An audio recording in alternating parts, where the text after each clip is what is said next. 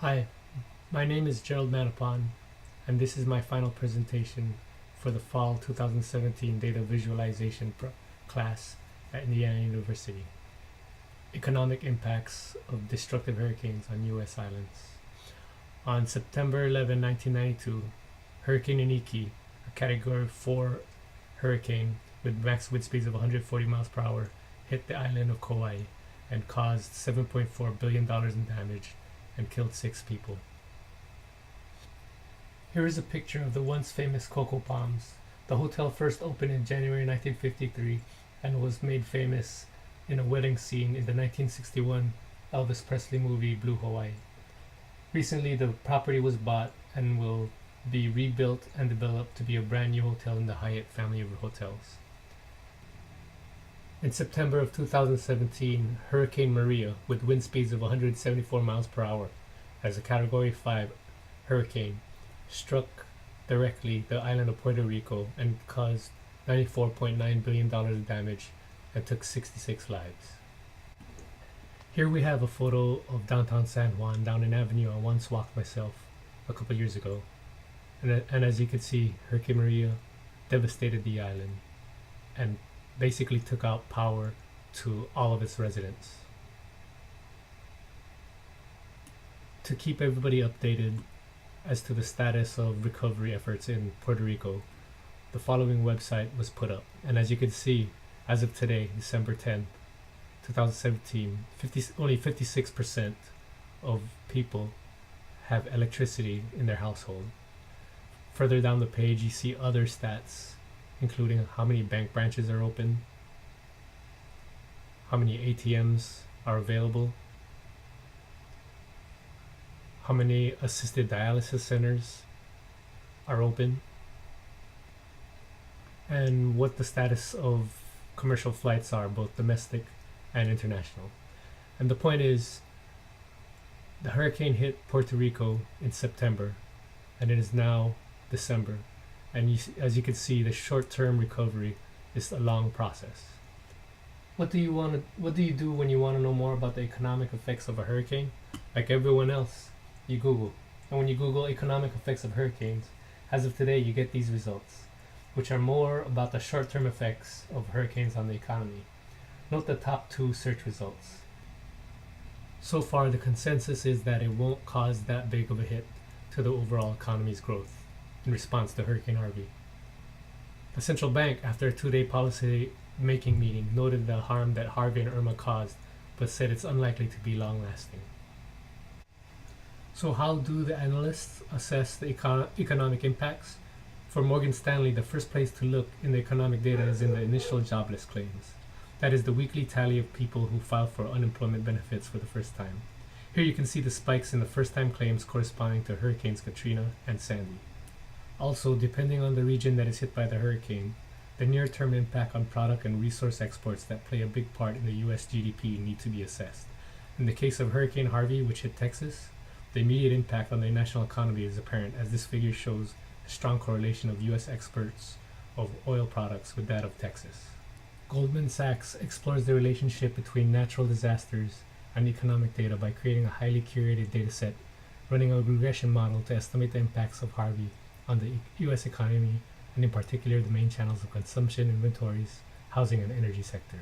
What they found was that despite a short-term slowdown, the economy will bounce back. Jeffrey Stupak notes that in the medium term, these storms result in a rebound in economic activity as rebuilding begins and businesses resume production. In the couple months after the storm, individuals and businesses start to receive insurance payments and government aid that can boost economic activity. However, a study in 2010 by Kaufman and Noy point out that research in both social and natural sciences has been devoted to increasing our ability to predict disasters and prepare for them.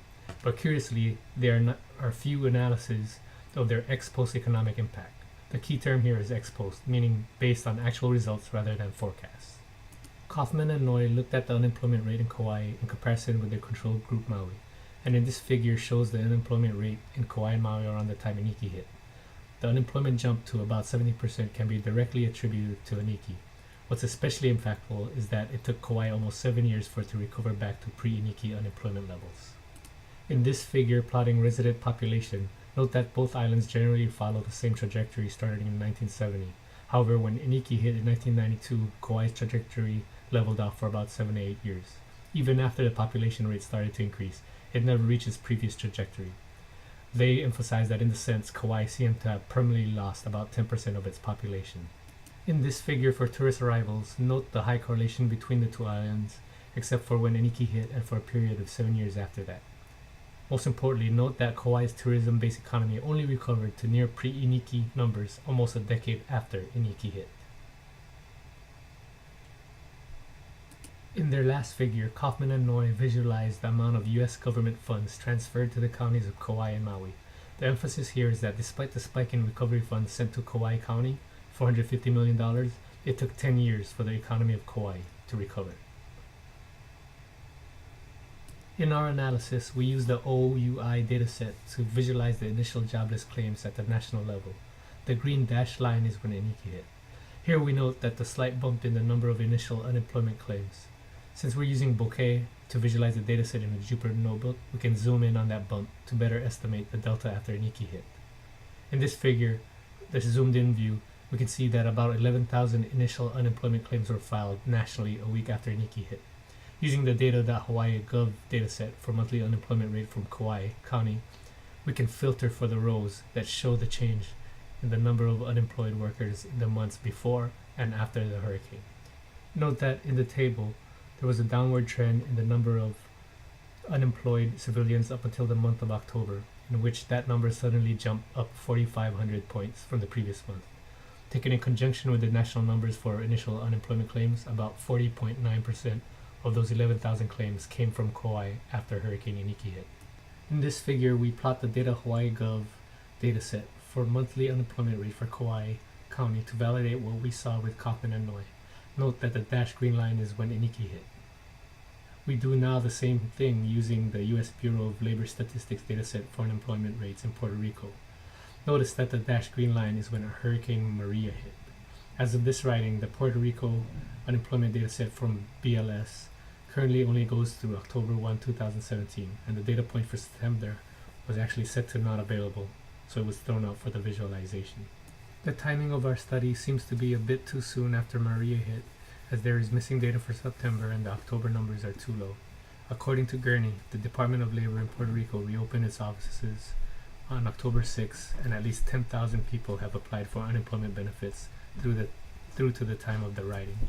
There are a few things to note from the plot though. From 2008 to 2011, the rate of unemployment increased dramatically, in part due to the Great Recession of 2008 and the Puerto Rico's growing debt crisis. In 2012, the employment rates start to trend downward. In Kaufman and Noi's study of Kauai, they refer to the vulnerability assessment of Kauai as described by Barreto. Namely, there are three themes to look for when assessing vulnerability of a country.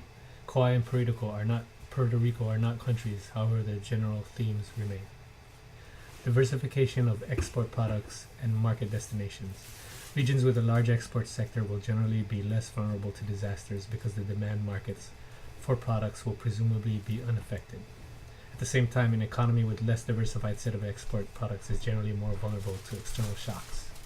Non-poor population or levels of wealth. High income better enables reconstruction activity in times of rebuilding. Nonetheless, in terms of distribution, nearly 11% of the Hawaii population is considered to be living under the poverty line. For Puerto Rico, a staggering 45.5% of the population is under the poverty line. Net food imports ratio. Barreto also suggests that regions with high level of food imports are more vulnerable to disasters, particularly depending on the infrastructure required to bring in food. Both Hawaii and Puerto Rico import more than 80% of their food, and their food infrastructure may be quite vulnerable in the case of a disaster. In terms of major exports, Hawaii relies mainly on tourism and less on manufacturing, while the inverse is true for Puerto Rico. In either case, both have their eggs in one basket, and the lack of diversification makes them susceptible to external shocks, such as natural disasters. Additionally, the diversification of the market destination of their respective major export is not distributed evenly across the diverse markets. For example, for Hawaii, 70% of the tourism export goes to the U.S. The rest goes to either Japan, Canada, or European countries. In the case for manufacturing for Puerto Rico,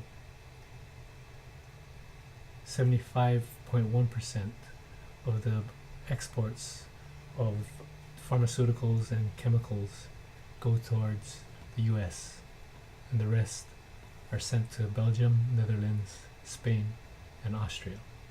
Recall that Kaufman and Noy plotted the resident population of Kauai and Maui. In our study, we will proxy resident population with civilian labor force. Here we plot the data for Kauai. Note that the dashed green line is when Iniki hit. We note that the trajectory of the civilian labor force levels off for 7-8 years after Iniki hit Kauai in 1992. For Puerto Rico, the civilian labor force has been in decline even before Maria hit. In the case of Kauai, which was trending upwards when Iniki hit, the effect of the storm was that it stalled population growth and stunted the population growth rate when things started picking up again. It remains to be seen how this will affect Puerto Rico in the long run. According to Abel and Dietz, the total effect of population decline further feeds into a cycle of economic decay that is hard to break out of and that will lead to further population losses.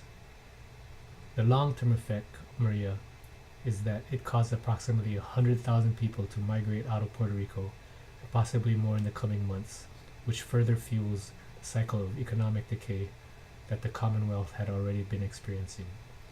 However, since the event is so recent, further study using a similar regression analysis as performed by Goldman Sachs would be needed to forecast the long-term effect of Maria on Puerto Rico. Thank you.